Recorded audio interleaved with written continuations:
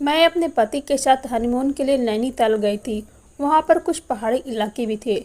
मेरे पति मुझे पहाड़ी इलाकों पर घुमा रहे थे। उन पहाड़ी इलाकों पर कुछ काबिलन का निवास होता था, जो सदियों से वहाँ पर रहते चले आ रहे थे।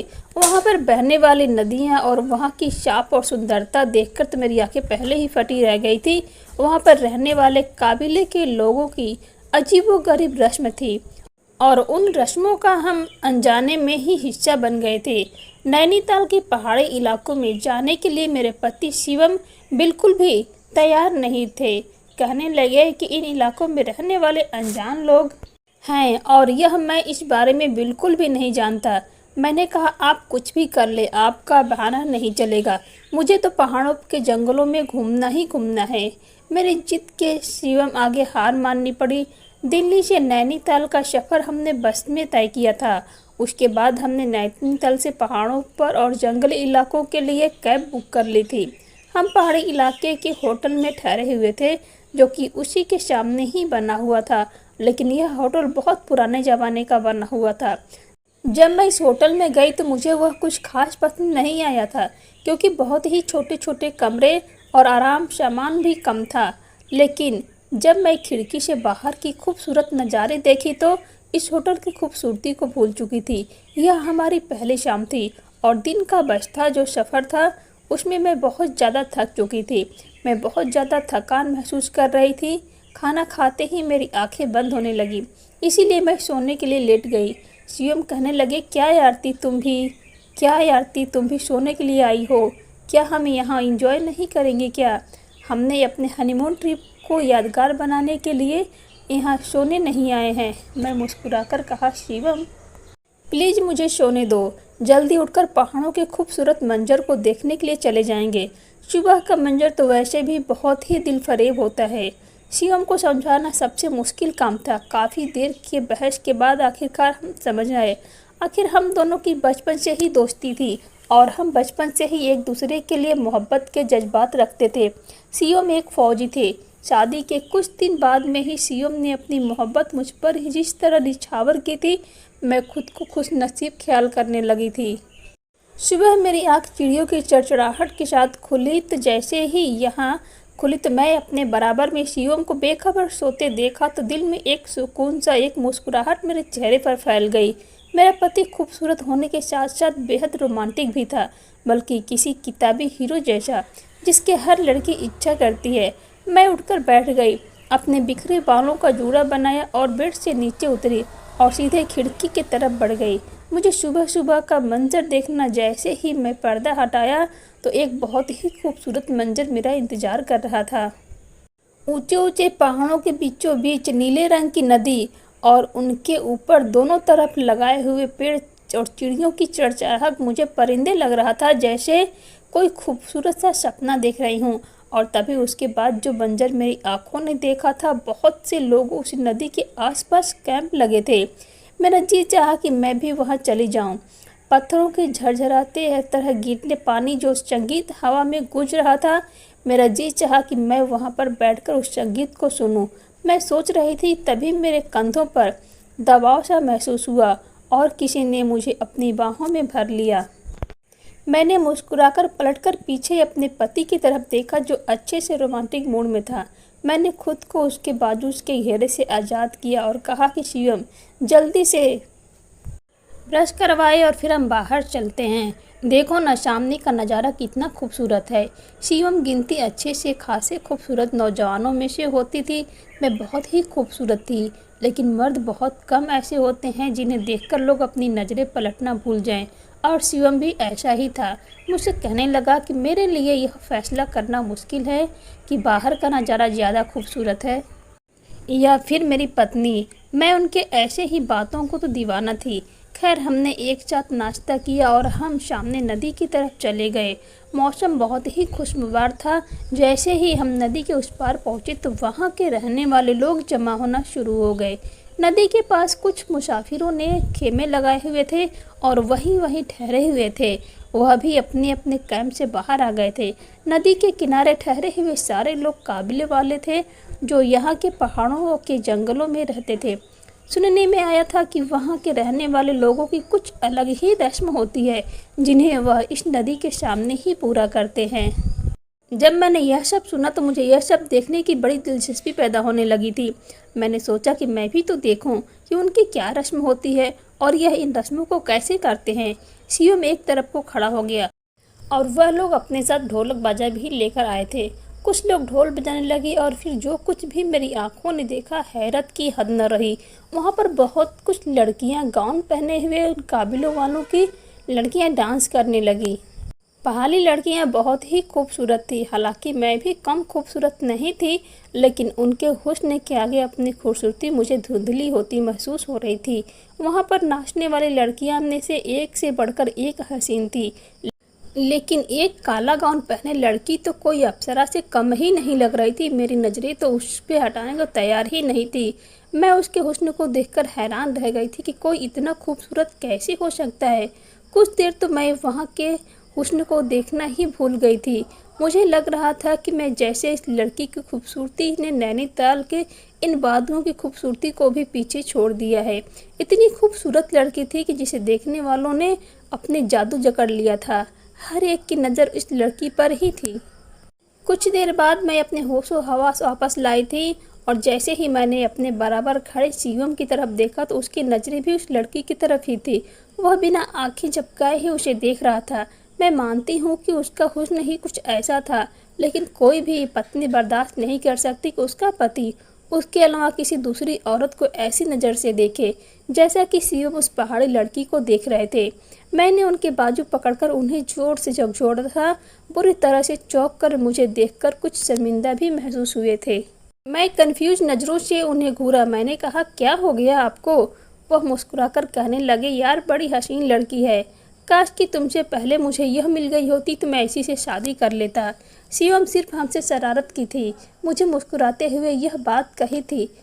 मैंने घूर कर देखा तो वह हंसने लगे, कहने लगे, अरे यार मजाक कर रहा हूँ। कोई भी लड़की तुम्हारी खूबसूरती का मुकाबला नहीं कर सकती। मैं जानती थी कि वह ये बात मेरा दिल रखने के लिए कह रहे हैं। मैं हालांकि इस बात में कोई शक नहीं था कि वह लड़की काफ़ी खूबसूरत थी। मैंने महसूस किया था कि डांस के दौरान वह लड़की बार बार शिवम को ही देख रही थी। खैर उसका डांस इतना दिलचस्प था कि हमारा तो वहाँ से उठने का जी ही नहीं चाह रहा था, लेकिन हम नहीं जानते थे कि यह डांस मेरे लिए मौत का पैगाम है। वहाँ के लोगों की एक अजीब रस्म थी कि वहाँ की लड़कियाँ शादी से पहले अपनी पसंद के लड़के से शारीरिक संबंध बनाती हैं। वह लड़की लड़के से पूरी तरह खुश होती थी, उसके बाद ही उस लड़के से शादी करती थी। और सबके पीछे क्या वजह थी, यह बात आज तक किसी की भी अजनबी को भी पता नहीं थी। सच पूछे तो मैं भी यही सब जानने के लिए नैनीताल से पहाड़ी इलाकों पर आई थी, क्योंकि कॉलेज के ज़माने में मुझे एक लड़की ने यह बात बताई हुई थी। मैंने कहा, यह भला कैसी रस्म हुई कि लड़की अपनी शादी से पहले ही किसी भी नौजवान लड़के के साथ संबंध बनाने के लिए तैयार हो सकती है। वह लड़की कहने लगी कि कभी उस इलाके में जाओ तो अपनी आंखों से खुद देख लेना। अचानक से वही सुंदर सी लड़की अपना दुपट्टा हाथ में पड़े तेजी से हमारी तरफ आने लगी। हम उन लोगों से थोड़ी दूरी पर खड़े हुए थे। वह लोग अपनी अपनी रस्म कर रहे थे और हम उन्हें देख रहे थे, लेकिन उस लड़की को इतनी तेजी से अपनी तरफ आते देखकर मैं हैरान हुई थी। यह सब देखकर मैं हैरान भी नहीं हो पाई थी कि जब उसने अपना दुपट्टा शिवम के गले में अचानक से डाल दिया। यह देखकर जितनी हैरत मुझे हुई थी उससे ज़्यादा तो शिवम हैरान हुए थे। एकदम ही बजाने वाले ढोल के बजे बंद हो गए और वहाँ मौजूद इतने भी काबिले वाले थे, वह यह सब देखकर यूँ खामोश हुए जैसे सबको साफ सूंघ लिया हो। और उनके कुछ बड़े बुजुर्ग चलते हुए हमारी तरफ आने लगे। मैं शिवम के गले से वह दुपट्टा उतारकर और गुस्से से इस लड़की के ऊपर फेंक दिया। मैंने कहा, यह क्या बदतमीजी है? यह मेरा पति है, समझी, यहाँ पर रहने वाला नहीं। यह उस लड़की ने कोई जवाब नहीं दिया, बिल्कुल खामोश पड़ी थी, लेकिन मुस्कुरा मुस्कुरा कर शिवम को ही देख रही थी। शिवम भी गुस्से में आ गए थे। उस लड़की के बुजुर्ग हमारे पास आए और कहने लगे कि यहाँ यह रस्म होती है कि लड़की शादी से पहले एक रात के लिए जिस लड़के से भी चाहे संबंध बना सकती है, और हमारी लड़की ने तुम्हारे पति को पसंद किया है। यह सुनकर तो शिवम पूरी तरह से घबरा गए थे किसी को देखना एक दूसरी बात होती है, लेकिन एक रात किसी भी लड़की के साथ गुजारना, वह शादी से पहले उसे शारीरिक संबंध बनाना, कोई भी शरीफ मर्द ऐसा नहीं कर सकता। मैं जानती थी कि मेरा पति कभी भी यह नहीं करेगा। शिवम कहने लगे, हम यहाँ रहने वाले नहीं हैं और ना ही हम आपके कबीले के कोई संबंध रखते हैं। यह मेरी पत्नी है और हम यहाँ पर सिर्फ मौज मस्ती के लिए आए हैं। आप अपनी लड़की से कहें कि वह किसी और के साथ यह रस्म निभा ले। लेकिन वह बूढ़ा आदमी कहने लगा कि ऐसा नहीं होता। इस लड़की को पूरा हक हासिल है कि यह एक रात जिस लड़के के साथ चाहे गुजार ले, और उसने तुम्हें चुना है। यह सुनकर शिवम को गुस्सा आने लगा। वह कहने लगा, आप कैसे हैं, मेरे साथ जबरदस्ती कर सकते हैं? मैं ऐसा कोई भी पाप नहीं करना चाहता और ना ही आपकी बेकार की रस्मों का हिस्सा बनना चाहता हूँ। हम नहीं जानते थे कि यह बात हमारे लिए जान का अनजान बन जाएगी। और लोगों ने अपनी जेबों से पिस्तौल निकाल ली थी और मेरे और शिवम के सर पर रख दी थी। यह देखकर तो हम लोग सांस लेना ही भूल गए थे। वह लोग कहने लगे कि जो हमारी रस्मों के खिलाफ बात करता है, हम उसे जान से मार देते हैं और हमारे यहाँ ऐसा कोई भी कानून नहीं कि जिसे हम पाबंद हो, और हम खुद ही उन कानून को बनाते हैं, बल्कि सामने वालों को भी मजबूर कर देते हैं कि वह हमारे कानून का पालन करे। यह जिद जबरदस्ती जो हमारे साथ बढ़ती जा रही थी, उनके कई नौजवान हमारे पास आकर जमा हो गए थे, जैसे हमने साथ अपने इलाके में ले जाना चाह रहे हो। शिवम बार बार उनसे कहने लगे कि हमें छोड़ दो, आप लोगों को कोई हक नहीं है, आप लोग अपने कबीले के लड़कों के साथ ही रस्म करें, माफ़ करें। लेकिन उन्होंने हमारी कोई बात नहीं सुनी, बस ज़बरदस्ती हमारे सर पर पिस्तौल तान कर हमें अपने इलाके में ले गए। वहाँ ले जाकर उन्होंने हमें एक जगह पर खड़ा कर दिया। यह एक घर था जिसका आंगन बहुत ही बड़ा था और उसके आसपास कई कमरे बने हुए थे। वह सारी लड़कियां उन कमरों के अंदर चली गई और मर्द लोग हमारे आसपास ही खड़े रहे और अपनी बदमाशी दिखाने लगे। फिर उनके सरदार ने एक औरत को आवाज़ दी जिसकी उम्र कोई 50-55 के लगभग थी। वह औरत मेरे पास आकर खड़ी हो गई। इस लड़की को अपने साथ कमरे में ले जाओ, और यह कहना था कि मेरा दिल तो जैसे धड़कना ही भूल गया था। ना जाने वह लोग मेरे साथ क्या करे। इस समय शिवम भी गुस्से में आ गए। उन्होंने अपने सर पर तनी हुई पिस्तौल झटके से पीछे से मेरा हाथ पकड़ लिया और कहने लगे, खबरदार जो मेरी पत्नी को कहीं भी लेकर गए। हम आप लोगों से कह चुके हैं कि हम यहाँ पर सिर्फ मौज मस्ती के लिए आए थे, इसीलिए आप लोग हमसे ज़बरदस्ती अपनी कोई भी रस्म नहीं करवा सकते, क्योंकि रस्म के नाम पर यह सिर्फ एक पाप है और मैं मर के भी आपकी किसी भी लड़की के साथ कोई संबंध नहीं बनाओगे। शिवम यह कहना था कि एक नौजवान लड़के ने अपनी पिस्तौल का बूट बड़ी जोर से शिवम के सर पर तान दिया था। शिवम के सर से खून बहने लगा था। यह देखकर तो मेरी चीख निकल गई थी। मैंने कहा, आप लोग क्या कर रहे हैं, क्यों मेरे पति को मार रहे हैं? वह बूढ़ा आदमी कहने लगा कि इनकार की सूरत में हम इनकी जान भी ले लेंगे। यह सब सुनकर तो मेरे रोने लगी थी। मैं कैसी बड़ी मुसीबत में आकर फंस चुके थे। उस आदमी ने बड़ी उम्र की औरत से कहा कि इस लड़की को अपने साथ कमरे में ले जाओ। शिवम के सर से खून बह रहा था। जब दो नौजवान ने शिवम को दोनों हाथ पीछे पकड़कर लेकर गए, औरत का अपना बाजू छुड़वाने लगी। मैंने कहा कि आप लोग ही मेरे पति के साथ क्या कर रहे हैं, भगवान के लिए कुछ मत करना। मेरी आंखों से आंसू बह रहे थे। शिवम भी यही कह रहे थे कि मेरी पत्नी को कहाँ लेकर जा रहे हो, मैं तुम लोगों को छोड़ूंगा नहीं। वह औरत मुझे अपने कमरे में लेकर आई थी और मुझे धकेलकर वहाँ पर पड़ी हुई एक चारपाई पर छोड़ दिया और फिर कमरे से बाहर निकलकर दरवाज़ा बंद कर दिया। इस कमरे में एक चारपाई के अलावा और कुछ भी नहीं था। मैं जल्दी से उठकर दरवाज़ा के पास गई, दरवाज़ा पीटने लगी, कहने लगी कि भगवान के लिए दरवाज़ा खोलो, क्यों तुम लोग हमारे साथ ज़बरदस्ती कर रहे हो। बाहर से मुझे शिवम को मारने पीटने की आवाज़ आ रही थी और मेरा दिल था कि जैसे किसी मुट्ठी में दबोच लिया हो। उस वक्त सिर्फ मुझे मेरे पति की जान की चिंता थी कि शिवम को लोग मार ही ना डाले। मैं रोने लगी थी। यह सोचने लगी कि मुझे यहाँ पर आना ही नहीं चाहिए था। जब थोड़ी देर बाद ही दरवाज़ा खुला, वह लड़की कमरे में दाखिल हुई जिसे कुछ देर पहले अपना डांस दिखाकर हमें अपना दीवाना किया। ये बात जो हरकत उस लड़की ने की हमारे होश उड़ाकर रख दिए। उस लड़की को अपने सामने देखकर मुझे उससे नफरत महसूस हुई थी। अंदर आते ही उसने दरवाज़ा बंद कर दिया। मुझे टूटी फूटी हिंदी में बात करने लगी। तुम्हारे पति के साथ क्या समस्या है? हालांकि मैं तो तुमसे बहुत ज़्यादा खूबसूरत हूँ। यहाँ रहने वाली पहाड़ी नौजवान मेरी एक नज़र के इंतजार में खड़े रहते। हम उस लड़की ने हमारे पति को चुना।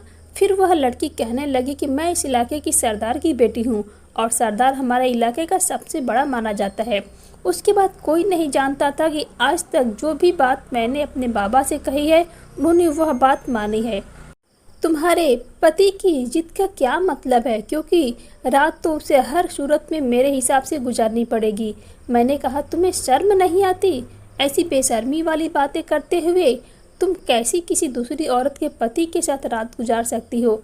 मैंने उसे थोड़ा लालच देना चाहा और अपने हाथों में पहनी हुई सोने की चूड़ियाँ उतारकर उसको पकड़ा दी। अपने कानों में पहने हुए सोने के टॉप्स भी मैंने उतारकर उसके हाथों में रख दिए। मैंने कहा, भगवान के लिए यह सब कुछ ले लो और तुम रख लो। बस मेरे पति को छोड़ दो, हमें यहाँ से जाने दो। वह लड़की बड़ी अजीब थी। उसने मेरी सारी वह चीज़ वापस कर दी और कहने लगी कि इससे कई गुना सोना मेरे पास है। अगर मैं वह तुम्हें दे दूँ तो क्या तुम अपना पति मुझे भेज दोगी सारी ज़िंदगी के लिए? क्योंकि मुझे तो वह बहुत ही पसंद आया है। एक रात उसके साथ गुजारने के बाद ऐलान करने वाली हूँ कि यह लड़का मुझे पसंद है और मैं इससे शादी करना चाहती हूँ और रस्म के अनुसार मेरी उसे शादी भी हो जाएगी। उसके बाद मेरा दिल दहला रही थी। उसकी आंखों में मुझे शिवम के लिए जो कुछ नज़र आ रहा था वह मेरे होश उड़ा गया था। वह तो उसे पति बनाने के चक्कर में थी। यह बात सिर्फ एक रात की थी। वह कहने लगी कि जब तक मैं चाहूँ तुम्हारा पति मेरे साथ ही रहेगा। मैंने कहा, वह ऐसा कुछ भी नहीं करेगा। वह मेरी बात सुनकर हंसने लगी। फिर मेरा हाथ पकड़कर मुझे कमरे से बाहर घसीटते हुए आंगन में ले आई, जहाँ मेरा पति अच्छा खासा जख्मी हो चुका था। उस स्थान में देखकर मैं फूट फूट कर रोने लगी। मैंने कहा, मेरे पति को छोड़ दो, क्यों ऐसे इतनी बेदर्दी से मार रहे हो? लेकिन मेरी पुकार वहाँ कौन सुनता। शिवम भी अपनी बात पर अड़े हुए थे। तभी एक आदमी ने आकर एक ऐसी बात कही, शिवम के साथ साथ मेरे भी होश उड़ गए थे। वह आदमी उस लड़की का बाप था। बहुत ही बेशर्म इंसान था। शिवम से कहने लगा कि अगर तुम मेरी बेटी के साथ रात गुजारने से मना करोगे तो आज और अभी सबके सामने काबिले का एक लड़का तुम्हारी पत्नी के साथ सबके सामने सुहागरात मनाएगा। यह सुनकर तो हम दोनों पति पत्नी का दिमाग चकरा कर रह गया था। यह कैसी अजीब सी जबरदस्ती थी। शिवम यह सब सुनकर चुप हो गए थे, कोई भी जवाब ना दे सके। इसमें 4 मर्द मेरी तरफ बढ़े हुए थे। यह देख के मेरी जान ही निकल गई थी। वहाँ मौजूद लोग आंगन के चारों तरफ इकट्ठे होने शुरू हो गए थे और हमारी इज्जत का तमाशा देख रहे थे। उन 4 मर्द में से एक ने मुझे बड़ी ही कमीनी नज़र से देखते हुए मेरे गले से दुपट्टा उतारकर दूर फेंक दिया था। यह सब देखकर शिवम को एक चीख निकल गई थी। कहने लगा, मेरी पत्नी को कुछ मत कहना। जो तुम लोग चाहती हो वह मुझे मंजूर है। शायद यह मेरे पति की बेबसी की आखिरी हद थी, वरना वह तो अब तक मार खाकर भी तैयार न थे जो यह लोग रस्म के नाम पर कर रहे थे। मैं रो रही थी और अपने आप में सिमट कर बैठ गई। शिवम से कुछ नहीं कह सकती थी, क्योंकि दूसरी सूरत में सब लोगों के सामने जो कुछ भी मेरे साथ किया जाता वह बहुत ही ज़्यादा शर्मनाक था। रोते हुए मेरी नज़र उस लड़की पे पड़ी तो उसकी आंखों में मुझे जीत जाने की चमक दिखाई देती। एक जानदार मुस्कुराहट उसके चेहरे पर फैली हुई थी। वह सामने बने हुए कमरे में चली गई और फिर उस नौजवान लड़कों ने शिवम को उसके कमरे में जाने के लिए कहा। शिवम बहुत ही जख्मी हालत में लंगड़ाते हुए कमरे में गए थे। मुझे दोबारा से कमरे में बंद कर दिया गया। अगले दिन वह 50-55 साल की उम्र की औरत दोबारा मेरे कमरे में आई, बोली, अब तुम जा सकती हो। मैं यह सुनकर खड़ी हुई और फौरन से कमरे से बाहर निकली। देखा तो वह शानदार की बेटी सामने चारपाई पर लेटी हुई थी और काफ़ी जख्मी हालत में थी। उसका बाप उसकी चारपाई के पास बैठा रो रहा था और उन सब की आंखों में आंसू थे। मैं अभी तक न समझ पाई थी कि तभी मेरी नज़र उन लड़कों पर पड़ी जो एक चारपाई को अंदर कमरे से बाहर लेकर आ रहे थे, जिस पर शिवम को लेटे हुए देखकर मेरी जान ही निकल गई थी। वह सरदार कहने लगा, तुम्हारे पति ने मेरी बेटी को मार डाला है। मेरी बेटी के सर पर कुल्हाड़ी मारकर उसकी जान ले ली, इसीलिए हमने भी अपना बदला लिया। यह सुनकर तो मेरे होश उड़ गए थे। वह मेरे पति को मार चुके थे। मेरे पति ने पाप करने के बजाय मौत को गले लगा लिया था। अपने पति की मौत की खबर सुनकर मैं चीख मार मार कर रोने लगी थी। शिवम की चारपाई आंगन में रख दी गई थी। मैं उस चारपाई के पास आकर बार बार उसे हिलाने की कोशिश कर रही थी। भगवान के लिए उठो शिवम, तुम मुझे छोड़कर नहीं जा सकते। तुमने तो जिंदगी भर साथ निभाने के वादे किए थे। उठो शिवम। लेकिन वह जा चुका था हमेशा के लिए मुझे छोड़कर। मैं सरदार से कहा, तुम्हें क्या मिला ऐसी घटिया हरकत करके? तुम्हारी घटिया सी रस्म मेरे पति की जान ले ली। हर मर्द हवस का पुजारी नहीं होता, सिर्फ शरीर का भूखा हो मेरे जरूरी नहीं है। मेरे पति की दुनिया बेशक उजड़ चुकी थी, लेकिन आखिर उसने अपनी पत्नी से बेवफाई नहीं की थी। उसने पाप करने के बजाय मौत को चुनना पसंद किया था। मैं नैनीताल अपने पति के साथ आई थी, लेकिन वापस जा रही थी तो उसके बेजान शरीर के साथ। मैंने ही शिवम से यहाँ आने की जिद की थी, क्योंकि मुझे अपनी दोस्त की कही हुई बात पुष्टि करनी थी कि क्या वाकई यहाँ की औरतें ऐसा काम करती हैं। जिद ना करती तो वह आज जिंदा होता। मेरी आंखों पर पट्टी बांधकर काबिले के कुछ लोग मुझे शिवम के साथ ले जाकर जंगल के बाहर फेंक दिया।